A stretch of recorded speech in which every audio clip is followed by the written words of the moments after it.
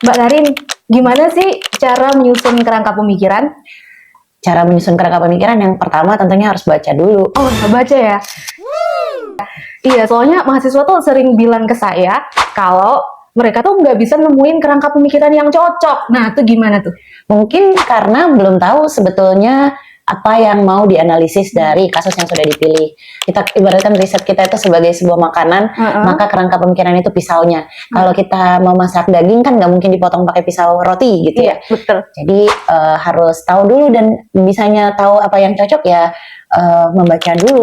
Berarti nggak ada excuse ya kalau ternyata kerangka pemikirannya nggak ada, Miss, saya nggak bisa nemu gitu. Nggak bisa ya? Iya, apalagi kadang-kadang nanya AI gitu kan, nulis di AI, terus nanti yang keluar biasanya kalau sudah biasa AI itu udah hafal dengan apa yang kita omongin, biasanya dia cuma ngeluarin topik-topik atau misalnya kerangka-kerangka yang sudah biasa kita pakai padahal belum tentu cocok. Iya, berarti kayak terkunci gitu ya.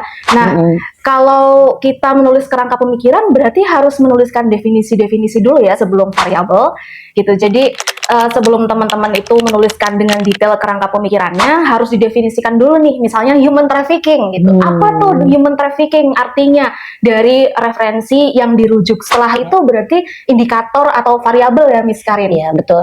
Adanya aspek-aspek yang di dalam kerangka pemikiran itu, entah itu indikator, entah itu variabel atau asumsi dasar yang ada di dalamnya, itu sangat penting agar kerangka pemikiran itu bisa dioperasionalisasikan untuk menjelaskan kasus kita dan membantu kita menjawab rumusan masalah yang udah kita tentukan mau kita jawab. Oke, yang paling penting adalah kerangka pemikiran itu adalah alat analisis untuk membantu kita menjawab rumusan masalah. Jadi kalau misalnya rumusan masalahnya itu tentang masyarakat adat, maka berarti kerangka pemikirannya jangan ngomongin soal langkah pemerintah atau organisasi internasional, tapi yang bicara soal masyarakat adat. Masyarakat adat itu definisinya apa yang biasanya bisa dilakukan masyarakat adat dalam lingkup lingkungannya, dan hal-hal yang secara relevan bisa membantu kita untuk menjawab rumusan masalah terkait masyarakat adat itu.